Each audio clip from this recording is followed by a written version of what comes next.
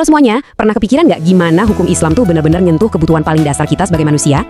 Di pembahasan kita kali ini, kita bakal kupas tuntas dua ibadah yang krusial banget. Sholat istisqa untuk minta hujan saat krisis air, dan sholat jenazah saat kita menghadapi kematian. Nah, kita bakal bedah topik ini pakai sudut pandang dari Syekh Muhammad Arsyad Al-Banjari dalam kitab Sabilal Muhtadin. Terus, kita juga bakal membandingkan salah satu poin beliau dengan 4 imam mazhab. Dan ini yang paling seru, melihat gimana sih relevansi pemikiran beliau sama persoalan-persoalan modern di zaman sekarang. Yuk, kita mulai!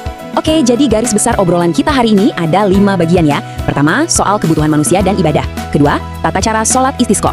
Ketiga, sholat jenazah. Keempat, perbandingan pandangan 4 imam mazhab. Dan terakhir, soal fikih bencana di era modern. Kita masuk ke bagian pertama nih, kebutuhan manusia dan ibadah. Tahu nggak, fikih itu sebenarnya bukan cuma teori di atas kertas aja. Fikih itu bener-bener jalan keluar di dunia nyata. Coba diperhatiin, sholat istisqa dan sholat jenazah ini ngajarin satu hal yang mendasar banget, ketergantungan mutlak kita sama Allah di saat-saat darurat. Waktu kemarau panjang ngancam kehidupan kita, ya kita menengadah memohon air. Dan waktu kematian menjemput salah satu dari kita berdiri bareng-bareng buat nunjukin solidaritas yang luar biasa. Nah, sekarang kita bahas bagian kedua, sholat minta hujan, atau yang biasa kita sebut sholat istisqa. Gimana sih hukum dan tujuannya? Menurut pandangan Syekh Arsyad Al-Banjari, sholat minta hujan ini hukumnya sunat muakkad. Artinya, sangat-sangat dianjurkan baik buat orang yang menetap di suatu tempat maupun yang lagi musafir ketika memang terjadi kebutuhan air yang mendesak. Tapi, ada catatannya nih. Permohonan ini benar-benar ditujukan sebagai bentuk kita bergantung penuh sama Allah. Jadi, permintaannya nggak boleh dilakukan buat kepentingan orang yang fasik atau yang sesat akidahnya. Niatnya harus murni dan lurus. Terus, cara mintanya ke Allah itu gimana? Sebenarnya, bisa dilakukan dengan 3 cara. Pertama, secara pribadi atau jamaah berdoa langsung aja ke Allah.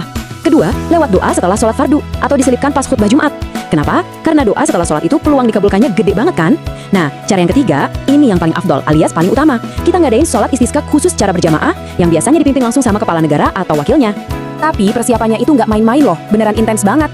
Sebelum pelaksanaannya, masyarakat diperintahkan buat tobat dulu, ngembaliin hak orang lain, perbanyak sedekah, dan puasa selama 4 hari. 3 hari sebelum berangkat ke lapangan, dan 1 hari pas hari H pelaksanaannya.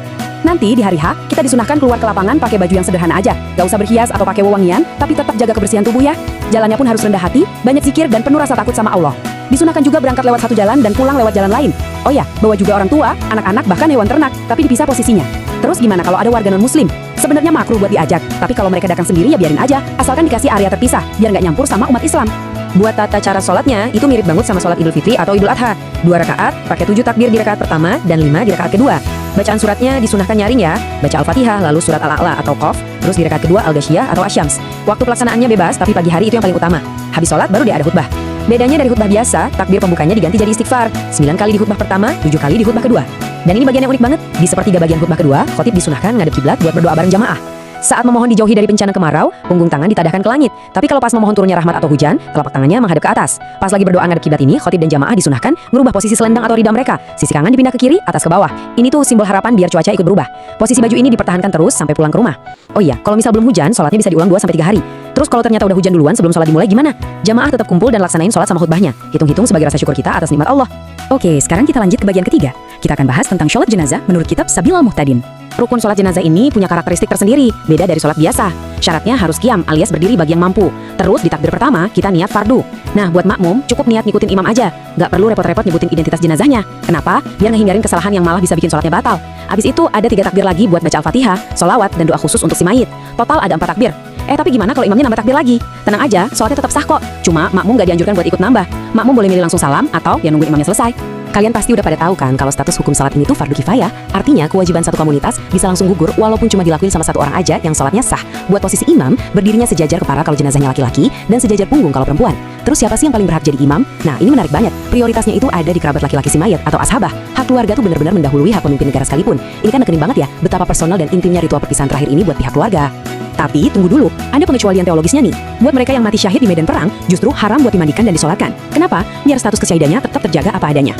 Di sisi lain, bayi yang keguguran, asalkan usia kandungannya udah mencapai 6 bulan atau sempat ngeliatin tanda-tanda kehidupan, bahkan kalau cuma ditemuin potongan tubuh seorang muslim, walau cuma sepotong kuku sekalipun, itu tetap wajib disucikan dan disolatkan. Wah, ini benar-benar nunjukin betapa tingginya penghargaan Islam terhadap fisik manusia. Keburu dimakamin sebelum kita sempat nyalatin. Nah, mari kita bedah satu-satu pandangan dari 4 imam mazhab supaya clear. Pertama, kita lihat Imam Hanafi. Beliau ini sangat ketat, karena cuma ngebolehin wali atau pihak keluarga yang berhak aja untuk sholat di atas kubur. Itu pun dengan syarat mereka belum sholat sebelumnya. Kedua, Imam Maliki. Beliau berpendapat kalau makruh hukumnya ngulang sholat jenazah berjamaah di kubur, kecuali kalau sebelumnya cuma disolatkan sendirian. Beda lagi dengan yang ketiga, Imam Syafi'i. Beliau ngasih kelonggaran luas, membolehkan siapa aja yang ketinggalan sholat jenazah sebelum pemakaman untuk sholat di kuburnya, demi nuntasin fardu kifayah. Dan terakhir, yang keempat, Imam Hambali sependapat dengan Imam Syafi'i, ngebolehin siapa aja yang ketinggalan buat nyalatin di kuburan, tanpa harus dibatasi cuma buat wali kayak aturannya Imam Hanafi. Kelihatan banget kan beda pendekatannya? Terus gimana posisi Syekh Muhammad Arsyad Al-Banjari di sini? Kalau kita perhatiin, beliau ini 100% sejalan sama pandangan Imam Syafi'i. Keduanya secara gamblang ngebolehin sholat di atas kuburan buat siapa aja yang telat. Tujuannya apa? Ya supaya masyarakat selalu dikasih kesempatan buat nyempurnain kewajiban fardu kifayah ini. Kita sampai di bagian kelima, relevansi fikih di era modern. Kalian mungkin mikir, aturan umur ratusan tahun gini masih nyambung gak sih sama masalah ruwet di zaman sekarang? Coba bayangin skenario terburuk di era modern kita. Bencana alam besar kayak tsunami atau kecelakaan pesawat di mana jenazah korban umat muslim dan non-muslim tercampur baur dan identifikasi visual udah sama sekali nggak mungkin dilakuin. Pertanyaannya, di tengah kekacauan itu, gimana cara umat Islam nunain kewajiban fardu kifayahnya? Disinilah letak kejeniusan teks Syekh Al-Banjari. Solusinya ternyata sangat praktis dan elegan. Kalian tetap mandiin, kafanin, dan sholatin semua jenazah yang tercampur itu secara massal demi menghargai martabat sesama manusia. Tapi, triknya ada di dalam hati kita. Ya, niat kita. Niat pas mau sholat itu disesuaikan dan dikhususkan eksklusif cuma buat jenazah umat muslim yang ada di antara kumpulan jasad tersebut. Keren kan? Teknologi DNA zaman sekarang memang akurat, tapi kan butuh waktu berhari-hari. Di situasi darurat, fikih klasik justru hadir ngasih emergency response yang sangat cepat, efisien, dan penuh empati. Jadi, apa kesimpulan dari eksplanasi kita kali ini? Pertama, sholat istisqa itu bukan cuma soal ritual minta air, tapi latihan spiritual tingkat tinggi tentang kepasrahan mutlak kepada Tuhan. Kedua, sholat jenazah itu bukan sekedar gerakan fisik, melainkan bentuk solidaritas murni kita sebagai manusia. Dan yang paling bikin takjub, gimana sebuah kebijaksanaan ulama dari masa lalu bisa dengan presisi memecahkan masalah identifikasi bencana di era modern. Bikin merinding nggak sih ngelihat betapa abadi dan relevannya ilmu pengetahuan ini? Wah, terima kasih banget udah ngikutin bedah materi ini sampai akhir ya. Sampai ketemu di eksplanasi seru berikutnya.